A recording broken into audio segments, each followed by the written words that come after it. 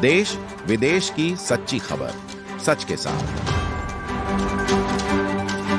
आप देख रहे हैं national India news. North Bengal के मालदा जिला के नीमसराई इलाके पर सरकारी स्थानों के कब्जे को लेकर एक परिवार के साथ स्थानीय क्लब सदस्य की उथल-पुथल है। घटना यह है कि स्थानीय क्लब के कुछ युवाओं के साथ एक परिवार की व्यापक उथल-पुथल है जो सरकारी स्थानों के कब्जे पर ध्यान केंद्रित कर रहा है। परिवार के सदस्य ने अग्निशास्त्र को उठाने की धमकी दी और उसी क्लब में अग्निशास्त्र और चाकू भी हैं। हालांकि यह अभी तक स्पष्ट नहीं है कि कोई भी या जिसने बंदूक छोड़ दी। घटना के आसपास का विशाल आंदोलन मालदा जिले के कोतारी इलाके का नीमसराई क्षेत्र है। शिकायत पर क्लब के कई युवाओं भानु महालादार नामक एक व्यक्ति ने हमला किया। आगे की शिकायतें आदमी के घर के बगल में है जबकि महानंदा नदी के परिवार के सदस्य के किनारे स्थित है और फिर दंगा शुरू हुआ। कुछ युवाओं ने बंदूक उठाकर उन्हें मारने की कोशिश की। घटना स्थानीय लोगों से घबराई हुई है और घटना के चलते यहाँ पर लोग काफी परेशान दिखाई दे रहे हैं, व्याकुल दिखाई दे रहे हैं। प्रशासन के पास सख्त उपाय नहीं है। सोमवार की सुबह एक पाइंट की तो क्लब के अंदर एक तेज भोज था और आतंक ने क्षेत्र में घटना को घेर लिया है। स्थानीय लोगों ने प्रशासन को लेने के लिए सख्त कार्रवाई की मांग की है।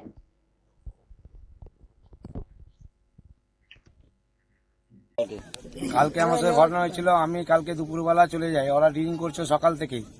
দুপুরের পর আমার বাড়িতে এসে যা তা করার নানা রকম গালাগালি কিস্তি বকে মেশিন দিয়ে বার করে বলছে গুলি করে দেবো। রাত্রেবেলা এসে আমার মেয়ের সামনে এসে আমার মেয়ে অজ্ঞান হয়ে পড়ে যায়। তারপরে আমি আসি 11:15 সময়, তখন আমাকে ঘেরাও করে সব 3-4টা ছেলে হ্যাপি কালাপের করে। তারপর পুলিশ চলে এসে, সঙ্গে সঙ্গে পুলিশ এসছে, একজনকে অ্যারেস্ট করেছে আর সবটি হয়ে গেছে। কেন এই ধরনের ঝামেলাটা কেন হয়েছে?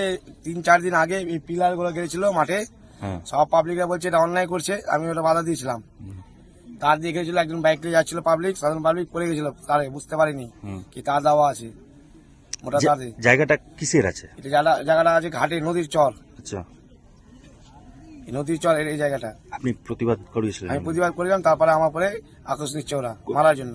কে তারা? মানে ক্লাবের কয়জন? 3 থেকে 4 জন। আচ্ছা, ওই ক্লাবে কেউ যায় না, কোনো ভালো ছেলে যায় না ক্লাবে। ওই ছেলেটার ব্যাপারে অনেক কিছু মানে আগে দিয়ে বাজে রিপোর্ট। একটা নাম জানি বাবু শেখ। পুরোপুরি সবাই আতঙ্ক হয়ে আছে। সবাই ঘাবড়ে, রাত্রেবেলা যা দৃশ্য দেখলাম, ওরা পুরো হাতিয়ার মানে সব বন্দুক টন্দুক হাসপাতাল নিয়ে পুরো মারার জন্য যাই হোক একদম মানে পুরো আতঙ্ক, মানে মারার জন্য। ভাগ্নি অসুস্থ হয়ে গেছে, পুরো অসুস্থ মতো আইসিইউতে ভর্তি আছে এখনো। আমরা নিয়ে গেছিলাম রাত্রেবেলা, গিয়ে দেখে টেকে এসেছি, এখনো পুরো সিরিয়াস আছে, পুরো আতঙ্ক ভয় আছে। এখনো ক্লাবে সবাই যে নোংরা সব পড়ে আছে জিনিসপত্র। হ্যাঁ, এখন তো সবাই এটা বিচার চাইছে কি ক্লাবে একটা বিচার করুক। হাতিয়ার পড়ে আছে, বন্দুক দেখলাম পড়ে আছে, হাসপাতাল পড়ে আছে, রড টড নিয়েছিল ওরা, বাসবাতি এসব নিয়েছিল, এইসব জিনিস পড়ে আছে এখন পর্যন্ত দেখলাম। কাণ্ড কেন? দাদা একাই আছে। হ্যাঁ, বাড়িতে হিংসা হচ্ছে, বাড়ি করেছে, ওই জন্য মাঠ সব দখল করছে, ঘিরছে ওরা। হ্যাঁ, সব জায়গায় তার লাগেছে, তার এখন সেফটি দেয়নি। বাইক নিয়ে আসছি, তারে ধাক্কা লেগে যাচ্ছে, পড়ে যাচ্ছে লোকজন। কবে থেকে এগুলো চলছে? এটাই 4-5 দিনের ঘটনা চলছে, 7 দিন থেকে মাঠ ঘেরা চলছে। প্রশাসনকে আপনারা জানাননি বিষয়? প্রশাসনকে আমরা জানানো হয়নি। দাদা সব কমপ্লেন করেছিল কি এটা ঘেরা হবে না, উঠাতে বলছিল, ওরা শুনিনি। ওরা ওর গাজনাম করছিল এই দাদাটা বলার জন্য, ওদের সাথে দুশ্মনী। কালকে ওরা ড্রিঙ্ক করেছে প্রচুর, এইসব করে দিয়ে আজকে হামলা করেছে। আচ্ছা, এই জায়গাটা কার? কোনটা জায়গা? যে জায়গায় ঘেরা চলছে এটা তো নদীর জায়গা, এটা খাস জায়গা। এটা খাস জায়গা, এটা ক্লাবের কোনো পার্সোনাল প্রপার্টি না, মানুষের কোনো পার্সোনাল প্রপার্টি।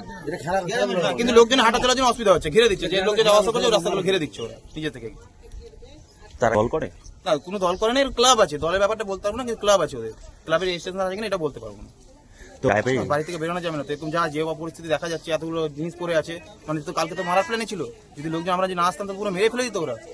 কালকে তো এসে পুলিশ এসছে বলে তো ওরা পালিয়ে পড়ে গেছে ফেলে টেলে। পুলিশ যদি না আসতো তো আমরা মেরে চলে যেত। ব্যাপারটা জানিয়েছেন?